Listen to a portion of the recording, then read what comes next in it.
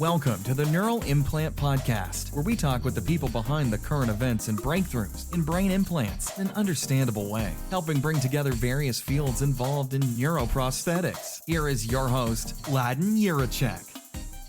Hello everyone, welcome to the Neural Implant Podcast. Today we did a panel at the Bioel Conference, International Winter School on Bioelectronics, March 16 to 23rd, 2024 in Kirchberg in Tyrol, Austria. And so I was moderating this panel, and it was very, very interesting, talking about different types of neural implants. And so it's a very cool conference. I highly recommend attending if you can. It happens every year. And listen more to the rest of the episode.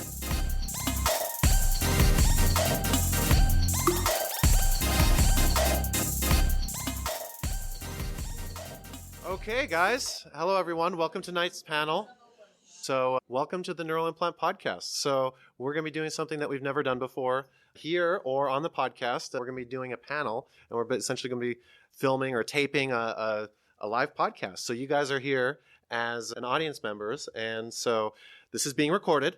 And so if you sneeze or something like this, then maybe 1,000 people will hear that sneeze. Or if you ask a question, then it'll be the same way. We are having some audio difficulties. I brought all this stuff, and then I don't have this one little tiny adapter, and it's making the whole thing not work. I don't know if you guys have any experience with something like that. But yeah, so basically, welcome to the Neural Implant Podcast. My name is Ladan. I've been doing this for like 6 years, 250 episodes, and it's the best neural implant podcast there is. It's the best podcast in this, and there have been some others now, and they've come and went. But this is an exciting one. So I'm very excited to be spending my time with you guys today. Today is actually my wife's birthday. She's not here, but also so it's her second birthday actually. It's she has.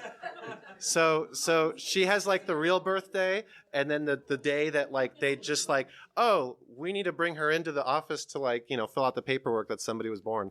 So that today's that day. So we already celebrated the other one, but Egyptians, huh?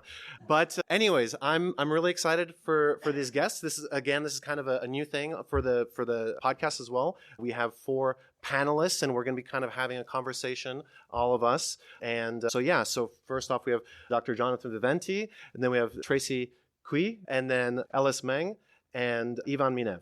And so we're all kind of in this soft, implantable electrode space, and we all want to put soft polymers in your brains and nerves. So we're going to be talking about this. So maybe let's start from the other side. Ivan, do you want to introduce yourself?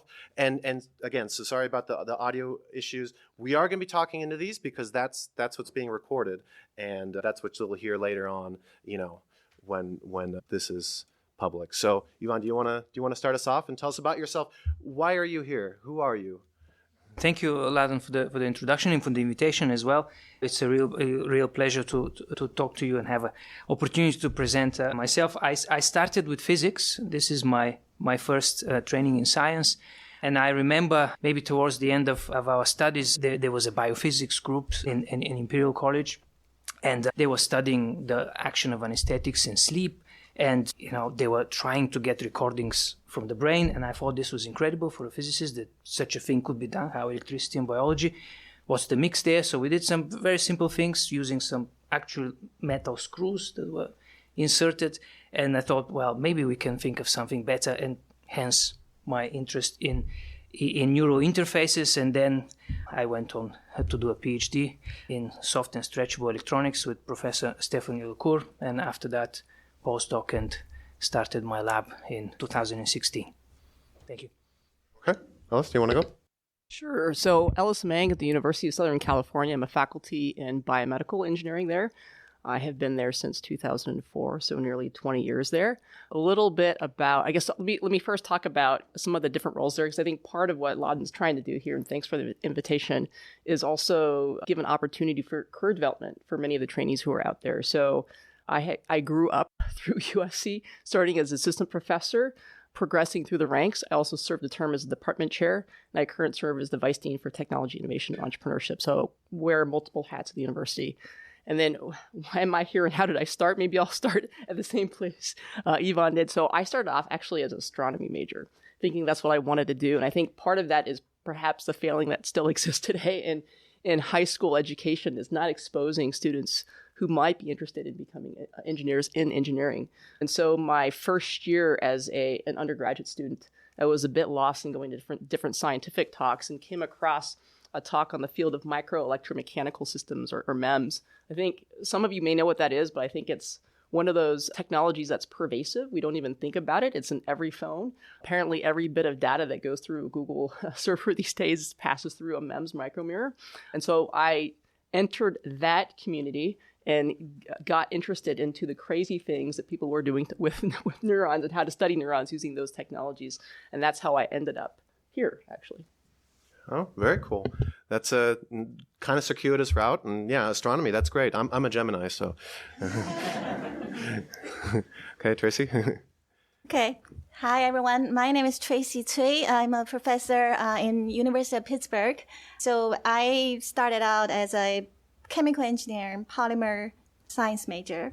And then I did a biophysics master degree from Tsinghua University because I was really interested in medical. My family wanted me to be a doctor, but I'm too scared to treat patients with, the risk of if you make a mistake, it's a horrible mistake. So, but I kind of like the biology. So there's a group who was doing interdisciplinary research in biocompatible materials. So with my polymer background, and I went into that group, learned biology, and then I went to the United States for my graduate school, where we actually worked on, at the time, neural interface device was not a term yet, but there is a small neural prosthesis program funded by National Institute of Health. There are a small community of people working on neural prosthesis, and there's a handful of groups making electrodes to interface with neurons, and Michigan is one of them. So I was lucky to get to Michigan and started working on MEMS device, particularly for tissue recording from neurons. I've been working in this field for more than 20 or 25 years.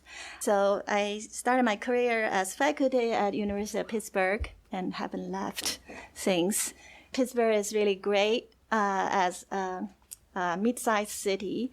And it also is great because after I went to Pittsburgh, we've been recruiting neuroengineering focused faculty. So we have a really big critical mass of neuroengineering faculty working on different fields of neuroengineering. So very happy to be there and very happy to talk to you guys. Great. So my name is John Viventi. I'm an associate professor of biomedical engineering at Duke. And since we're going to talk mainly about, since trainees are here, I can talk a little bit about my history. And so I did my undergraduate and master's degrees in electrical engineering at Princeton. And then I applied to graduate programs. I was interested in autonomous vehicles. And I got resoundingly rejected at every single graduate school that I applied to. So I said, okay. All right, we'll do something else. So I went into industry for 2 years. I worked at a startup company that was developing technology for wireless mobile phone networks. Did that for a while. It was great. And then I decided I'll try again, go to graduate school. But now just something different. I wanted to apply technology to medicine, to solve problems in medicine. And then I met my advisor, Brian Litt, at the University of Pennsylvania. And he is a neurologist, and he's interested in coming up with new technology to treat epilepsy, come up with better treatments for epilepsy using things like electronics applied to medicine. So I thought, this is great. And so I did a PhD with him that was very successful. And then I applied to faculty jobs and again got resoundingly rejected at a bunch of places. And so didn't get a job. And so I thought, all right, what am I going to do now? And then, somehow a job opened up. I ended up starting my lab at NYU, which was great. We had a great experience. And then was recruited to move to Duke a few years later. And so I've been now at Duke for 9 years, and we've had, a pretty successful run there. We developed new technologies for recording and stimulating the surface of the brain using flexible electronics. All right. So thank you for the invitation. Yeah, very cool. So maybe a little less rejection nowadays, right? But it happens and shapes your career. You got a thick skin. Yeah, and then me too. I guess I'll introduce myself too. I mean, I not only do the podcast, but I'm a graduate student. I'm a PhD student in the Jack Judy lab at University of Florida, also doing soft implantable electrodes and trying to make them last very long in the body. So yeah, it sounded like there was a lot of twists and turns in everybody's story, and really kind of changing of categories or something like this. I mean, I guess we are maybe starting out with this trainee mindset, like looking out for the improvement. You want to improve the careers of others as we go along. So how do you manage that? I mean, like coming to a conference like this, we see so many disciplines. What's the best way? I guess, Jonathan, we can start with you. What's the best way to, I don't know, learn all that you need to learn, and how do you stay on top of things? And yeah, I don't know. I mean, what advice can you give? I think, conferences are a great opportunity to learn what's going on in the field, but also to network, to meet people that are the same career stage as you, which I think is really important because you end up seeing the same people at the same meetings, year after year, and you have develop great friendships.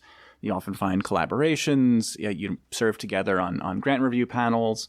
So I think it's a good opportunity to network and just, meet people around you and learn more about what your field looks like. I mean, definitely, if you go to a meeting, I tell my student you have to present. You can't just be there, have a free ride. When you present, you get the opportunity to actually interact with your colleagues and discuss the research, and then from there develop friendship, and then you can stay, in a very good community. Otherwise, you don't really get involved. Yeah, so I mean, the question is, how do you learn what you need to learn? I think that depends on what stage of your PhD studies you're at. I think at the beginning, most PhD programs force students to take a whole bunch of classes that they may or may not feel is worthwhile in terms of preparing them for their area of research. And so I think the way to learn is actually to engage your academic advisor and find out what types of things would they like you to know that's actually not embedded in the first year academic programming for the PhD program.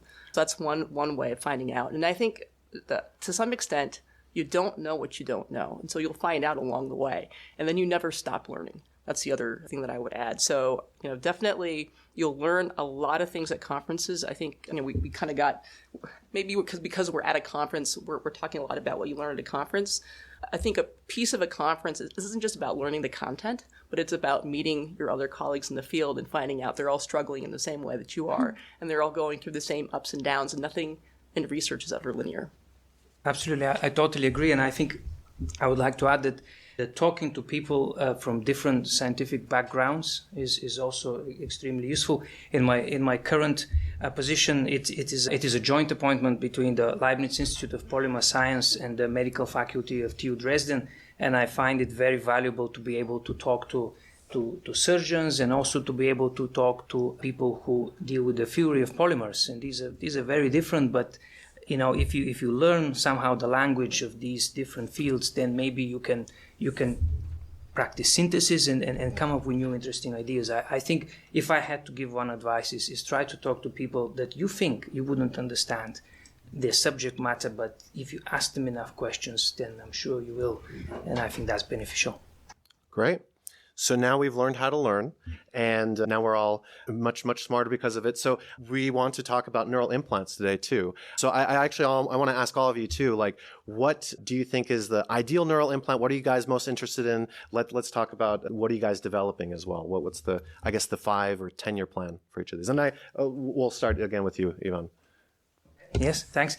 I think probably, at least in my view, the ideal neural implant will be one that you cannot distinguish from the neural tissue, so it's seamlessly blended, but nevertheless is able to talk to electronics. So somehow it is part biological, part electronic, and maybe if we come back to this topic, I think this will probably require new materials that's inspired by biology, but also have electronic functionality. And one approach that I think it would be interesting to explore is whether we can, for example, copy what nature has already created in the extracellular matrix. So this is what we find amongst cells, and somehow find ways to put electronic functionality in that and get it to the more powerful electronics that we have and can put outside of the brain or close by. Yeah, so I'd say arguably the most ideal neural implant is not to have one in the first place. right? So, but falling short of that, probably the term ideal will depend based on application, and that you may need many different types of neural interfaces to interface with different parts of the body and to achieve a different function. So I think currently, right, on the market, there are many different solutions that they have some similarities, but there's some that are tailor-made to a specific application. I think we'll probably see a lot more of that. And then just in terms of like progress, definitely, there's still a lot of fundamental work to be done. Many more questions than I think we have answers for. I think that's pretty clear. Even the more research that gets done with even more funding, we find that there's still so much more that we don't know. So in some sense, there's job security, right? Yeah, and I totally agree on especially the point about ideal implants. It's really depending on what application we're talking about, right? So, and whether that's a permanent device that you wanted to work forever, or something that you just needed for a therapeutic application for temporary purpose, then they would give you very different requirements. So there isn't really one ideal implant fits all. So in terms of the work that we're trying to do to make the ideal implants for different application, so I'm a material scientist by training, so we are really interested in materials that are smart, responsive, that can interact with the neural tissue intelligently. And then, so thinking along that line, some of our work are based on existing device. Then we try to use biological materials to blur the line between abiotic and biotic. So for example, I want to talk about ECM proteins, but we work on proteins that are derived from neuron membranes and then put that onto the surface of electrode device in order to hide the device and trick the immune system in thinking that this is not a foreign body. So that's one of the approaches that we're developing that can improve recording functions and improve that interface. Another thing we are very interested is, in a lot of applications, you don't need a device there forever. And then, unfortunately, a lot of devices are left there even after their intended function has ended, because taking them out is a bigger risk than keeping them in, which create a lot of trouble down the road. So what we're interested in are degradable devices, that are for temporary neuromodulation. So that's another thing I think needs a lot more focus from the community. It's challenging because as you want your device to function with all the important properties electrically and mechanically, but then you also need it to degrade in a harmless manner and control the rate of degradation. So there's a lot of science involved, and that, again, make our job secure. All right, so maybe I'll take a little counter opinion here, keying in on the part of your question where you said in the next 5 or 10 years. And so I think in the next 5 or 10 years, I think the things we're going to see in humans are going to look kind of similar to what things we've seen before. I don't think we're going to have any radical changes in terms of materials or physical properties, because with the neurosurgeons that I work with, they don't want things that are too flexible or too thin because they will end up tearing them in the operating room. They want them to be stiff enough that they can slide them and push them and slide them under the dura to get where they need to go. So we're interested in things like thin films that are not super thin, but flexible enough that they don't put a lot of pressure on the brain, and then also covered in some kind of flexible material or stretchable material that can dull the sharp edges of our thin films so that they're not cutting into the brain. So we're looking at things that are thinner than existing technologies, but still in similar form factors, but now incorporating advanced electronics for wireless communication, wireless power, but still keeping within the confines of things that we're used to, particularly because of the reason the neurosurgeons also want the ability to remove technologies. So if things are extremely flexible and conformal, as much as we'd like them to be, they're not going to be able to go back in when devices are encapsulated in fibrotic tissue and be able to pull them out without them tearing and being damaged in the process. Yeah, for sure. So definitely there's a lot of momentum with a lot of these things. So maybe 5 or 10 years is an extremely short time. So I think the theme on this set of questions is maybe job security. This might be a good place to be going into if you want to be having a job for a long time. What's also interesting actually about this panel is that I think it kind of represents, a different idea or approach for materials. So I actually kind of want to talk a little bit about this. Like I think each of you guys kind of has a favorite material, and so I think there's a lot of people interested in materials here. So I think I saw Ellis nod. So that's sorry, you shouldn't have nodded. Let's start with you. All right, punishment. I get to go first, right? So I think you mentioned that each of us takes a different approach to materials. And I think there are different reasons behind those choices. So, this is historical in a sense. When I started graduate school, parylene C was taking off. And actually, I was one of the first graduate students to do a lot of parylene C work in my graduate lab. I did my PhD studies with Yuchon Tai at Caltech. And so naturally, having spent a lot of time depositing that material for lots of different people, I got very familiar with it and learned about its pros and cons. And then why do I work with that? Because I have a lot of familiarity. The tool set is available to me. But over the years, many people ask, well, why do you use parylene C? And so, part of the reason for choosing that, especially for devices that are intended for implant, is it's a low risk choice. It has a long history of being used in other FDA approved medical implants. And so if you want to, put a technology on a pathway to maybe eventually becoming translated, I think that's a sort of a low risk thing to do, to start off with a material that's sort of known and familiar to people in the medical community. The other thing that I think that happens time and time again is, well, how is it different than polyimide, right? I get asked that question a lot. So there are actually differences in how it's processed and also differences in the tool set that you need. And so oftentimes why people pick one versus the other is because of the tool set availability. And so I've gotten a little bit, tired of being asked. And so now I'm also bringing up a polyimide process, and I'll be doing head-to-head comparisons so I can answer that question once and for all. Sure. So I don't want to say I have a particular material or favorite material. I would say that I was the first who actually put conducting polymer on neuroelectrode device back when I was in graduate school working in Dave Martin's lab. So we started out with a polymer called polyperyl. And then the year after that, PEDOT became a thing in organic chemistry field, and then we started trying to put PEDOT on the neuroprobes, and that's, I shamelessly say that I was the first one doing that.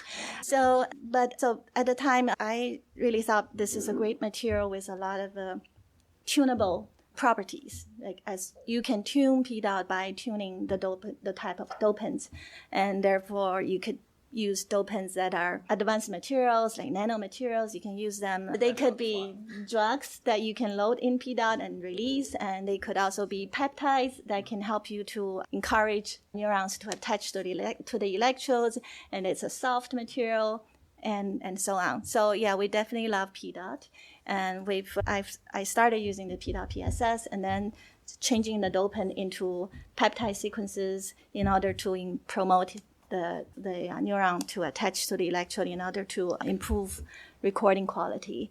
But since I started my independent career at Pitt, we still work on PEDOT, but we have been working a lot in terms of improving the mechanical and electrochemical stability of PEDOT. Instead of using PSS, we would move into more stable nanomaterials like carbon nanotubes or graphene oxide. And at the same time, we investigate other materials that we can use for biomimetic coatings, for example, to improve the tissue interface. Because as a graduate student, we did a lot of work in recording fail very shortly. And, no matter how good the PEDOT is, right, the whole device is a stiff insult into the tissue, and then there's always scarring. So I decided to move a lot of my focus on first understanding the interactions between different cell types and device, and trying to go deeper, looking at how each feature of the device is affecting the immune response, and how can we take the knowledge learned from there and then redesign our device. So that is basically many other materials that have been involved in this journey. I guess I recently have started working on actually making thin film devices. We've used parylene, we've used polyimide, we also have used SU8. I would say they all, in our hands, they all have their pros and cons. Nothing is perfect. Actually, none of them is ideal at this point in our hands. All right. So we're really interested in using liquid crystal polymer as our substrate material for thin film electrode arrays. A couple of reasons, mainly that it has very low water uptake or water transmission compared to polyimide and parylene. And it has the ability to be pressed. So you can take multiple layers of LCP and heat it up and press it under intense pressure and temperature, and it will melt and reflow a little bit and adhere to itself in a way that if it's done correctly, it can't delaminate over time. And so we don't see the same kind of failure modes in long-term soak testing like in some polyimide devices where they tend to delaminate at the adhesion between the insulating layers. And so I think it's a good material for very long-term duration implants. So our soak testing goes out to 5-ish years. Other people have said 10 years. We're trying to repeat some of that soak testing and really see if it can go much, much farther than that, hopefully. But I think this could be material that could potentially be used for lifetime duration thin film electrode implantable devices. Thinking about materials, I sometimes try to compartmentalize my mind about materials that could have translational horizon of years, 5-10 years, and those that are kind of the blue sky materials. And when I started out for my PhD, as I already mentioned, this was with Professor Stephanie Lecour, who is one of the pioneers of elastic electronics. And when I started working with her, she had a system where there was a substrate of silicone rubber, the famous PDMS, and on top of this there was a 50 nanometer thick gold film, and this was a very conductive film. And it was interesting that when you stretch it even to tens of % of elastic strain, this maintained its conductivity. So that's where we started, and at that time we thought, okay, maybe we can try to make an electrode array that is stretchable, and we were one of the first ones to do this. So this goes beyond flexibility, so it's actually elastic, just like some of the connective tissues in the nervous system, such as the dura mater, for example. So we started with this, and we made some electrode arrays that had gold as active sites. And I remember as a PhD student trying to stimulate with this material, and the disappointment I had when the electrode just disappeared. It was a very nice example of a transient electrode, but not in the sense that we wanted it to be. So, but then we thought, okay, maybe we can change the gold, and we ended up replacing this active site with a bit of a kind of a lump of composite material that was a mixture between platinum particles and more silicone. So this gave us better stimulation performance. But again, the thinking here was let's keep to materials that have a possible to translate, and you can make them simply, but nevertheless give us this stretchability, so we can actually improve the biointegration.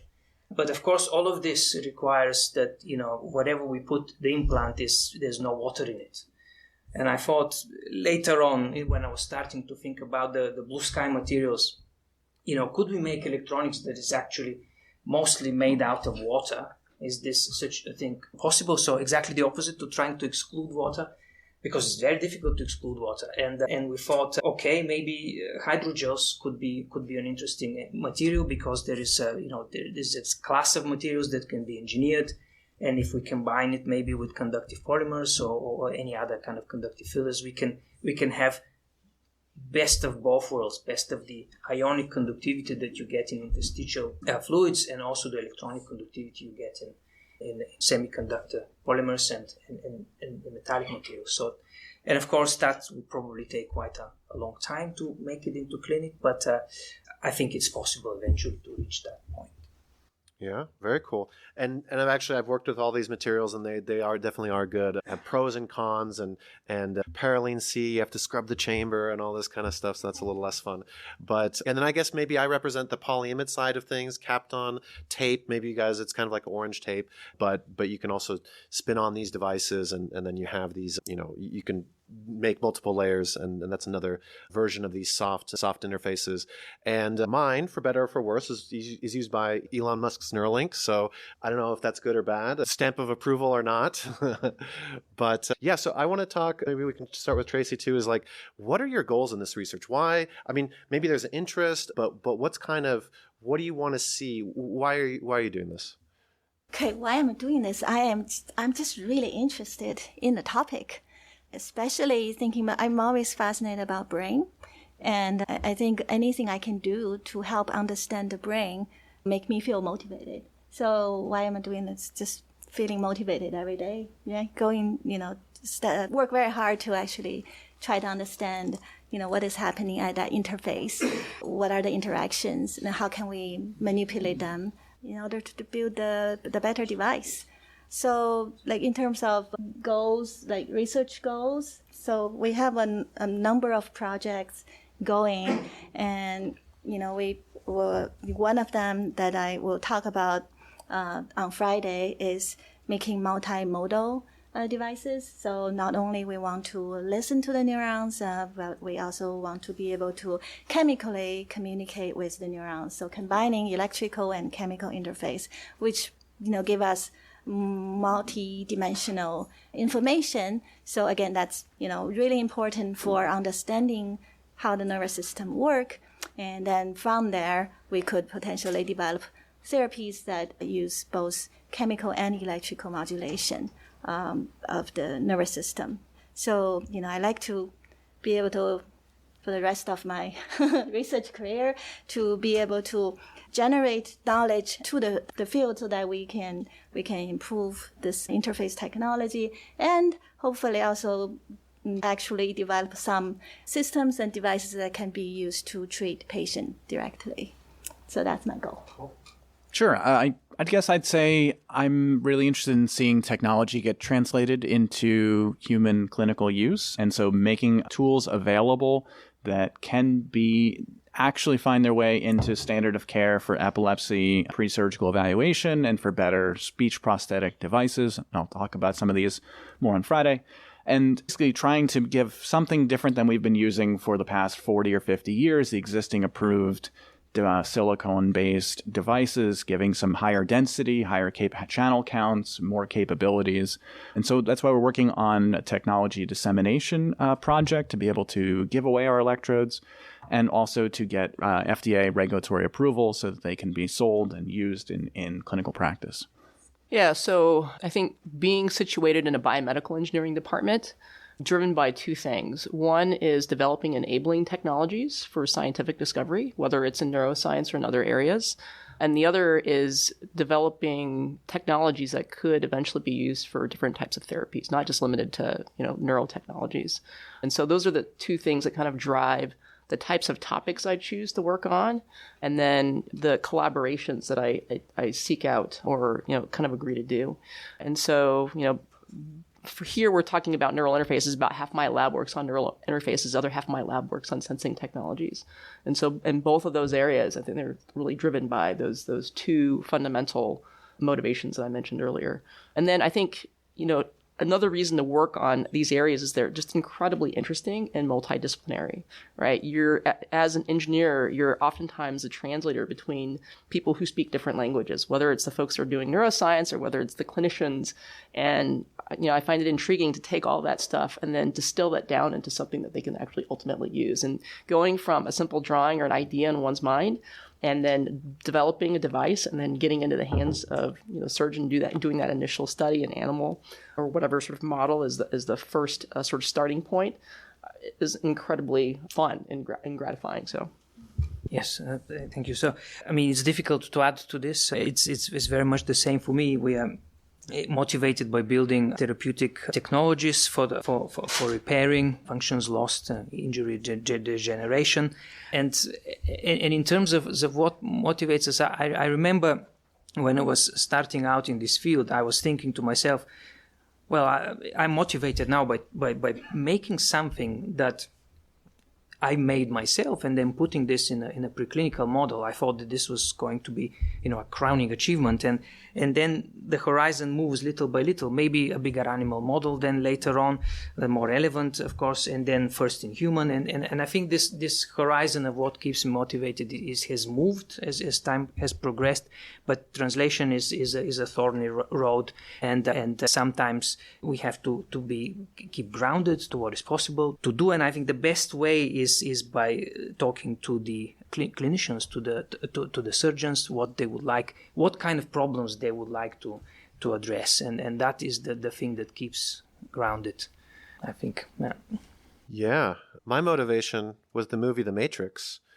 I want to learn kung fu, and instead of learning kung fu, I want to build this out. And I think a big part of this is actually having it be marketable. And as we kind of talked about a little bit, being able to translate to clinical things and actually be able to have it be, I guess we don't have to always be asking money, customers, patients or whatever, they can add to the job security. So I guess we'll start with Ivan on this is, what do you look at for this clinical translation? Do you take anything into account, or how are things kind of changing? You mentioned a few things, kind of making sure, I guess it's like realistic or something like this, that talking to the actual end users or, people who would be implanting it. Is there anything else that you do when you kind of consider the, I guess, marketability or the ability for it to become reality?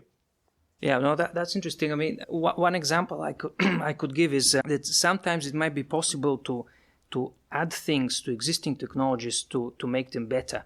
And I think we mentioned new materials and new interesting materials and hydrogels and perhaps a step towards this dream of all hydrogel electronics and implants maybe is just to take an existing technology that is tried and tested, but in adding something on, let's say, on the active sites when you can actually improve what happens there, so that maybe whether that improves its electrical properties or allows some drug to be released or some sensing to happen in a different way for closed loop neural interfacing. I think adding a new material could improve something that's already existing. That's a stepwise, but could make a big impact, in fact, to these technologies and what they can do. I think that is something to consider sometimes, that not all problems have to be solved at once.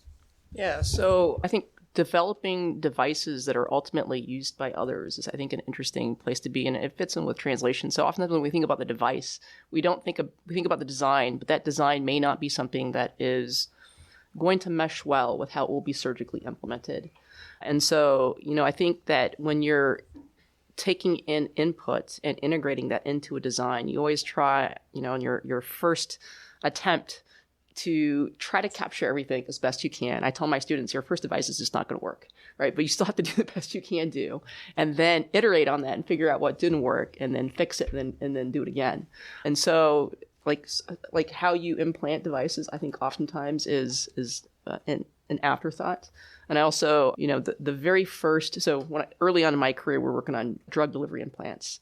And the first time we delivered an implant to a clinician, these are devices my students babied. I mean, no one touched it. It was like the grad student's device. And they saw what the surgeon did. I mean, they were beside themselves, right? No, you can't bend it that way. And that's exactly how they treat it. They have no idea, right? And then when they handle it, you have to sort of account for those inconsistencies in what you think is going to happen and what actually happens. And so I think that that's something that should be considered. So I don't have much clinical translation outcome yet. There's only one thing recently I started doing, because I have faith in that project, because it was a clinician who came to me, discussed about the issues, and then asked me if this is something we can work together. So it's important to come up with ideas that are actually clinically derived and vetted by doctors. And I think that's a very important first step, because engineering, like Alice said, tend to, design this most sophisticated device, and then it's not going to be accepted in a clinical setting. Yeah. Yeah, I guess maybe one a non-standard consideration I tend to think about when developing new technologies is cost, in that if it's going to cost $5,000 or $10,000 to build each electrode array, I think that's just not going to be feasible or scalable. It's not going to work for clinical practice because the hospital pays $500, and that means the cost of materials has to be $50. It's because you're incorporating a lot of overhead and profit and regulatory. So you have to think about, I guess, technologies that can scale in their production and don't require lots of or very few manual processing steps, very little manual labor in order to make large-scale production devices that could possibly meet those design constraints. Yeah, minimize manual labor. I always say a good engineer is a lazy engineer because, you should automate your processes and have a machine or a computer do it for you. I think that's kind of the best way. So I think we'll do one more round of questions and we'll open it up to the audience for questions. You can ask some of the pioneers, maybe the reason why you're studying what you're studying. You can ask them some questions. But these leaders in the field, these pioneers, big people, I want to, bring them down and be like, okay, what was a challenge or what was an embarrassing moment in your, I guess, research that you're just like, oh man, I can't believe that happened or whatever. If you can think of something, and I think, Ivan, is that a yes or no? Do you have something in mind or no? This is. I'm not trying to hide such a moment. I'm just trying to think of something that. No. So one thing that always, I'm sure everybody in this room probably experiences this at some stage, is being asked the question, like in a for example, the presentation or something, a question that kind of brings to light something that you really haven't thought about, and could be quite, critical for your idea. And I think it's this fear probably never goes away, and we should probably learn to live with it and be sort of brave to share our ideas and respond if such circumstances should arise. So I'll follow that up. I think Ladan may be sort of over embellished, starting with the whole leaders thing. Let me flip it around, because I think one thing trainees don't realize is what professors deal with on a day-to-day basis. We get rejected all the time. People say no to us all the time. We submit a proposal. It's this thing that we've worked on for so long. The answer comes back no. You submit a paper, answer comes back no, or whatever it is, it comes back no. I think maybe one thing that we've all learned, and maybe that we don't always outwardly show, and so we turn students off to the profession, I would say, is I think we learn from all these experiences and are very resilient, right?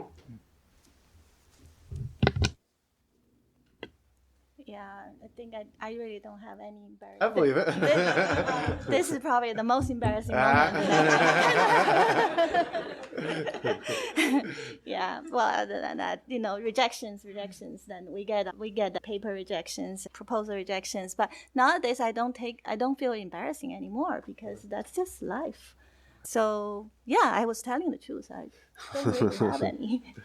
Okay, I'll pass it on. You haven't had rejections in a few years, right? That's what you're saying. They're bound to be coming soon. I'd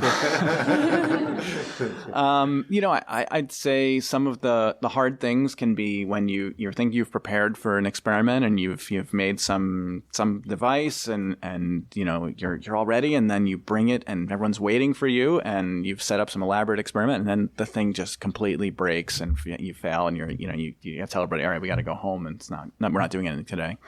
So, some of that preparing for failure and recovering and coming up with new designs, I think, can help to inspire your next triumph. Yeah, for sure. Okay, so any questions? If you have a question, you can raise your hand, and I think you'll just shout it out. On the episode side of things, I'll just boost the audio, and then maybe we might repeat the question or something like this. If you have a question for a particular panel member too, you can direct it at them. And so. Do we have any brave souls? Okay, go ahead. Asking myself, if you did patent some of your electrodes, and if yes, did you encounter some hurdles in patenting them? Yeah, so I think that it's going to questions about patenting. And I think the patenting process varies by country, and so I can only speak from my experience in the US. So the way it typically works with the university is you first file an invention disclosure, and each university has a technology transfer office, and they make a decision whether or not to spend money to file a provisional patent. A provisional patent is merely a timestamp, right? In the US, the system now is the first to file is the one that gets awarded, not the first to invent. And that buys you a little bit of time. It gives you a grace period, essentially, to work on the technology a little bit more and improve it. And it allows the university to actually delay paying patent costs. When you get to a full non-provisional patent, it can cost quite a bit more. And so typically, if you get to the stage of submitting, you work with a lawyer. They help you draft the claims. If you've never read a set of claims, it's not English. It always makes my head spin reading claims. And so that gets submitted to the U.S. Patent Office, and then you wait for 2+ years before you get a response. And that response is typically all your claims have been rejected. And then you just go back and forth until finally you agree. That's typically the way it works. I mean, I guess, yeah, one interesting thing with patents, I think, has been there's an incredibly long lead time. We're still negotiating stuff from my graduate school time, 10 years, 15 years later.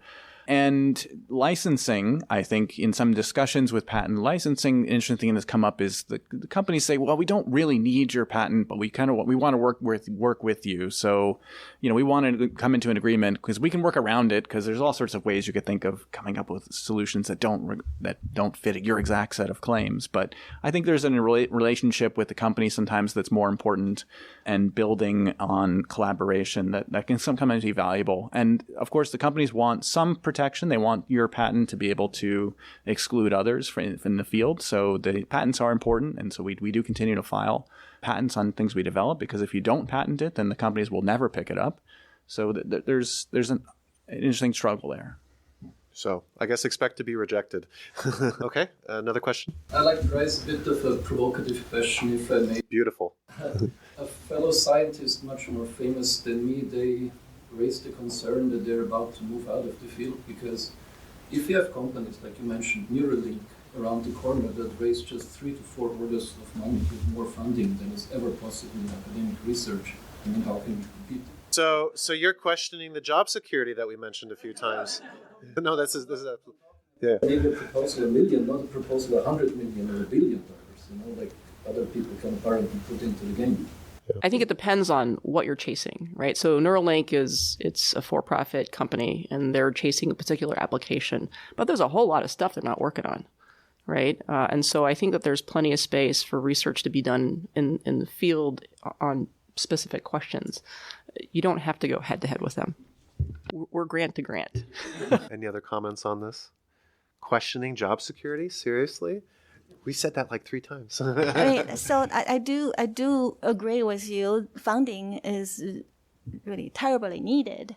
I don't know about in Europe. I think in the United States, NIH funding has been flat for many years, and then always every year it's like you're nervous to find out whether it's going to be cut or not, and it's the pay line has been decreasing. This really scared a lot of young students who initially, they wanted to be in academia, and then they saw so many failures, and then the chance of success is going down, and then they move out of the field, or they move to Neuralink. Yeah, it is really, I think it's a very serious problem. But I also want to say, I'm glad to see that Neuralink, brings so much attention, this field of study, and then, I think there's positive to that. And it also, I'm hoping that perhaps some of the tools that Neuralink developed could be applied in some fashion to academic researchers and to help advance the field. And there's also, depending on what you're interested, there's still a lot of neural interface device to develop that's outside of the interest of Neuralink. But it's a good time for neural interface device companies beyond just Neuralink, all the other companies, Paradromics, Neural One, the Precision Neuroscience. They have been hiring a lot of my students, so I think there's a lot of opportunity to get jobs in this space and work for great startup companies where you can develop interesting new neural interface technologies. Yeah, for sure. And that's why I think it's very important to, find a market and be able to sell it. Then that way we don't have to keep going out and begging, please, may I have some more grants? Because it's not, better if you make your own money. But okay. Another question, yes? It's a bit of a related question. You talked before about reducing cost of electrode arrays by scalability. In the sense that scalability in electronics, you have to produce millions and millions of arrays to actually call it scalable. You don't have millions and millions and millions of patients that need an electrode array. So maybe research is actually the best place to be and not in a company. Yeah, that's a great question. Well, we do need thousands. We need, there are patients and there are other applications beyond the sort of initial set of applications we tend to talk about now, which is ALS and locked-in syndrome, where we're talking about thousands of patients. We move into other neurological disorders, then we get back to millions of patients that could potentially benefit from neural interface technologies. I guess when I mean cost and lower cost processing, I'm thinking avoiding as much as we can semiconductor manufacturing, because the cost per unit area is very high and the devices we put in the brain are large, and so you can't dedicate half a wafer per device. So thinking about manufacturing that can leverage flexible printed circuit technologies that have kind of increased in their capability recently, that allow us to do fine scale features, but they're producing big panels of flexible materials, and they're producing large volumes of them in completely automated processes where it's not one wafer, one student moving the wafer through the process. I think can bring down the cost per unit area to something that is tolerable for thousands of implants. But a big thing too is actually the implantation process too, right? Like it's not only the cost of the device, but it's the surgery as well. And this if you simplify that's another thing that you can add on to. Okay, any other questions? Yeah, go ahead. Maybe a silly one, but actually I would like to know how much do your ideas need to be groundbreaking? Because as a PhD student, I feel like I was in the right place in the right time, and the subject was kind of okay in the time that I found it. So being you and being a really good scientist, how much do you need to have great ideas and changing ideas in order to propose subjects like PhD ones or postdocs or whatever? I guess I think you don't need groundbreaking ideas. You need to have ideas that you can convince other people are good, I guess. You need to learn how to write about your ideas and convince a panel of your peers that this is an important question that will have implications to the field at large. You're going to study it in the correct way. You're going to do good science, and you just need to be a very convincing writer. So I think when I fail at getting grants, I think I wrote this incorrectly. I didn't convince my intelligent peers that are also in this room that I should deserve this grant money. So I think you just have to learn how to convey your ideas in a groundbreaking format. And if I may add also, maybe it's worth thinking about explaining what the impact, even of a small idea. Maybe it seems small to you, but it doesn't seem small to somebody else. And if you define the impact, it kind of helps, gauge this and what problem are you going to solve. So there is space for small things, for small improvements, and there is also space for big ideas. And maybe small ones can accumulate to lead to big ones. Let me ask a clarification question. From what perspective are you asking? Are you asking as a student, do I need to have a PhD project that's groundbreaking, or something later? No. It's from my point of view. I do have ideas in order to get to the point I want to be in my PhD project. But I'm really impressed of the ideas that can come from my peers and from other people who have more experience than I do. And I feel like other people can have really magnificent ideas and really groundbreaking ones. So maybe I just need to train them a little bit more. Okay, so I think that many of the ideas that we work on are oftentimes built on what others have done prior to us. And so the way in which we perceive that past work and then process that information and interpret that into a new project is maybe what you're referring to as groundbreaking, or another way of thinking about it is simply being creative, right? It's a creative process to come up with new ideas that then are impactful and are meritorious as far as a research project. And there is also a saying, I don't know if it applies here, is everything new is something old that is well forgotten. Sometimes old literature and some gems. overall, all the disciplines are advancing, and new ideas come when they cross. So try to be open-minded about the different field and, what are the newest development in physics, in material science, in biology, and how can we, take the new knowledge and tools to, be more creative. Okay.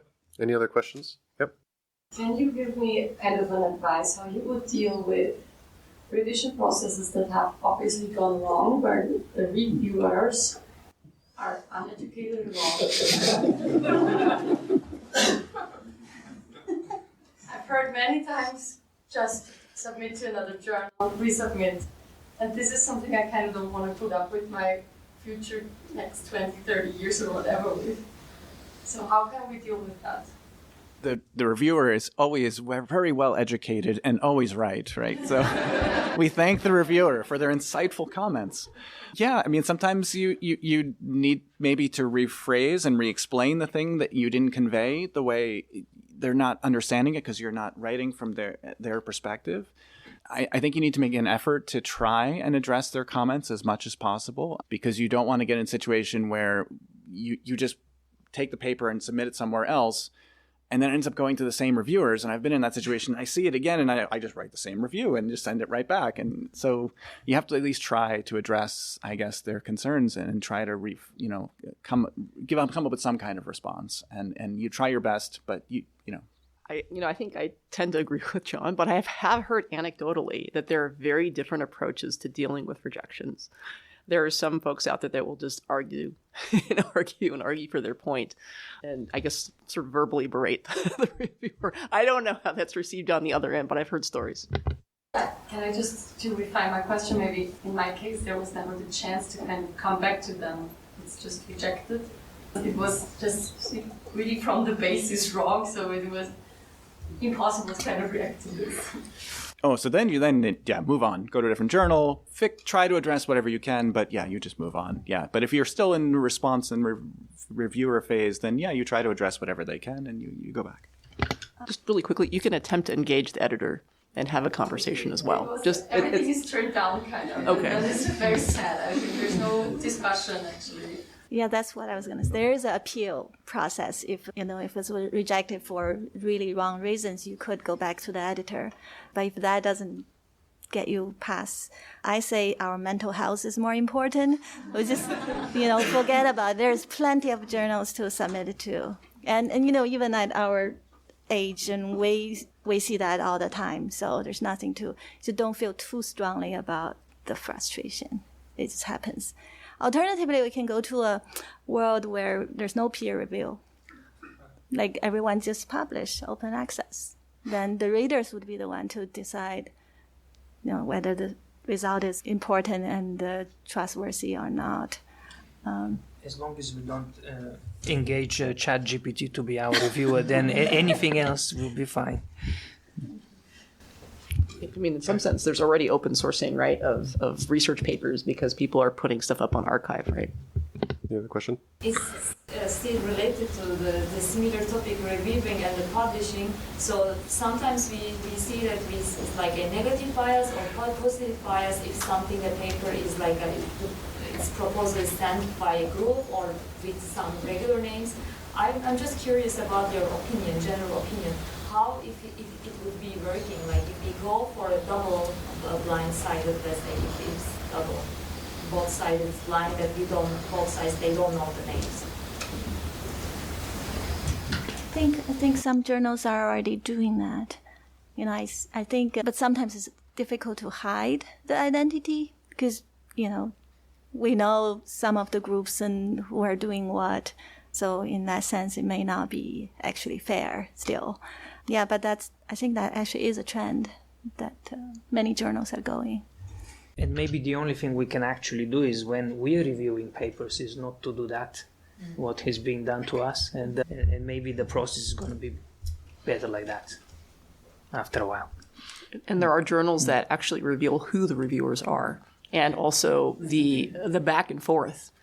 Or you can just publish your results on your podcast, and then everybody... Nigel? Yeah, difficult question. What's the most difficult aspect of supervising graduate students? So I think the profession of being a professor, right, is a crazy one in that you bring in new PhD students, you train them up, and then when they're really, really good, they leave, and then you do it all over again. And then you realize, you have deja vu. It's like, wait, didn't I tell you this? And you're like, no, I told the previous generation of students. And so I think this is self-inflicted. This is just part of the profession. But I think depending on where you're at in your career, I find one of the most difficult things is maintaining protocols over time, especially, during the pandemic when the most senior students graduated and didn't overlap with the entering students. A lot of knowledge was lost. So I feel like an assistant professor again now. I think one of the challenges, I think, with mentoring is even with someone you might meet with every other week and sort of checking in on long-term progress and feelings and relationship and sort of where they are. And, you sort of think, okay, they're doing fine. They're producing stuff. And then at some point, they decide that it's not working and they're going to leave. And you're like, what happened? How did we get to this point? And I think having the ability, and I'm still working on figuring out how to do this, to check in with students over time to say, how are you feeling about your project and where do you think you're going? And are you happy with things, and get people through the sort of third year slump in their PhD where everything is going wrong, nothing is working, all my stuff is broken. How do I get students past that point to the point where, okay, things start to work and now I think I have a future before they decide to jump ship and go and do something else? I think probably one thing that is difficult is how to teach resilience, and this is also because we are also always learning how to be resilient, but we have to transmit this to others. And because there are ups and downs in research, and sometimes there will be months when nothing works and then suddenly something works, and you can be promising this day when everything's going to work, but at some point it becomes a balance between feasibility and chasing these amazing things. So every student is different. You have to really know their strengths and weaknesses and try to address their weakness and build on to their strengths. I think some of my students, I feel frustrated when they keep working. They produce a lot of data, but they don't like to write them up. And by the time they write them up, other people have already published it. So that's some of frustrating moment that I've experienced. Another thing is like day to day, we know that experiments most time don't work. And then it's interesting that every day if you meet students, so I meet with them not on the same day, but I heard some of my colleagues, they just schedule all their student one-on-one on the same day. I'm like, I can't handle that because you will be mostly hearing this didn't work, that didn't work. And by the end of the day, you're so depressed. You really feel their failure and their frustrations, and you feel multiple of them. So but I do have faith in them, and eventually they turn out, a good thesis and have really good outcomes. So that would be the most, the happiest of time of my life is then when they defend and be successful. When they leave, huh? So as a PhD student in the middle of this, you guys are saying it gets better. Are things going to start working? Yes, definitely. Okay. I want to record that, yes. Okay. Any other questions? Yeah, sure. Because you had the reference to matrix, can I really expect to plug up my brain and interface like that anytime in my lifetime? Or in other words, what do you think? How many electrodes for the brain? What's realistic? What's doable? Because we have numbers. This is there, on the order of the number of stars in our galaxy. 7?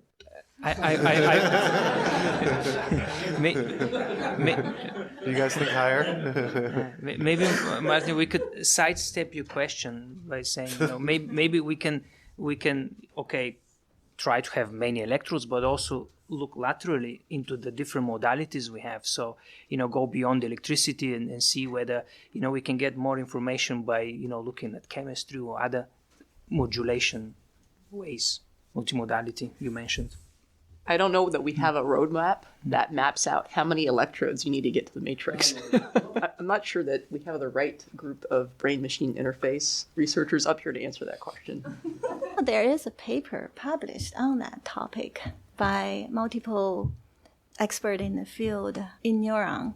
I forgot I think the question very similar to what you just proposed, like how many new electrodes we need to record from the whole brain. And how can we get there? Sorry, so I know some of the authors, but I can't remember we can find that paper. But there's a lot of theoretical speculation. What is that ultimate electrode array in that paper?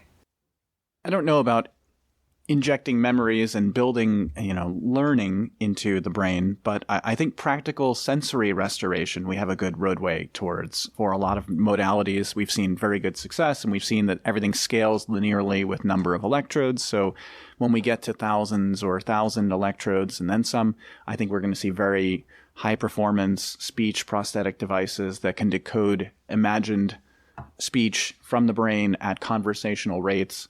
And so I think we'll have very effective neural prosthetic systems, definitely within our lifetimes, probably within the next decade. But in terms of learning and more nebulous concepts that we may not fully understand yet, that may be a very long time. So maybe that's actually really important. I mean, like artificial limbs and controlling them, I think that's going to happen really anytime soon. Yeah. I think those things are very achievable. We have decades of history of research. We've seen steady progress in all of those fields. And it seems like we have a roadmap to how to get to functional restoration of hearing, of speech, of motor control. And so those things, I think, are achievable. And there is something called Stephenson's law, so it's similar to Moore's law, but for neural interfaces, and it's basically a doubling of the number of electrodes every, I think, 7.5 years, something like this, versus Moore's law is, 18 months. So, if you're trying to get to 100 billion, right, how many doublings do you need, assuming we're starting at 1,000 right now? Okay, I saw a question over here somewhere, too. Oh, yeah? I was interested, you guys, a few people mentioned polyimide. How do you think we should deal with materials that at the moment aren't certified for clinical practice? Polyimide is a good example because the manufacturers aren't particularly interested, seemingly, in making it medical grade, so what we do? I guess you can get materials like polyimide to be, if you can get it from the right suppliers, you can enter into agreements with the suppliers to maintain quality control systems. You can have other companies do that quality control for you. It all depends on not necessarily the material, but the way it's implemented and the way it's tested and the way it's integrated into your final device. And so if your application needs it, you can use it, and you can do all the tests, you can do the biocompatibility testing, and you can get new materials certified as a part of a new device. So it's achievable. It's just you need to justify why, and someone needs to pay for the work. Yeah, and that is definitely a big issue. Is these manufacturers, they're making tons of this stuff. LCP is a big example of this. This is used in the electronics industry. They're making literally tons of this stuff, and we would use a few grams or something like this. So why would they risk their multi-million-dollar business for some small 0.001% of their revenue? Yeah, so we were talking about having multiple moving parts, and I think this is another one. Is what do parts suppliers, material suppliers want to do, and there is a need to be realistic with that too. But you can dream, you can pray. Any other questions? Okay, I think we'll do one last question, and this is a fun one I like to do. If you had a magic wand, if you had unlimited funding, what would you do? And then we'll let this be freeform. Whoever wants to answer first can go. What are you going to get me, is what I'm asking. Shall I start? Well, sure, yeah. well, maybe, just to follow from the last topic, maybe select a palette of materials and get them for certification. Nice. Yeah, very, very appropriate. Not very much money. So if I have the magic wand, like world peace, everyone out of poverty. That's what I want. Ice cream for everyone. We're on that vein. Why stop there?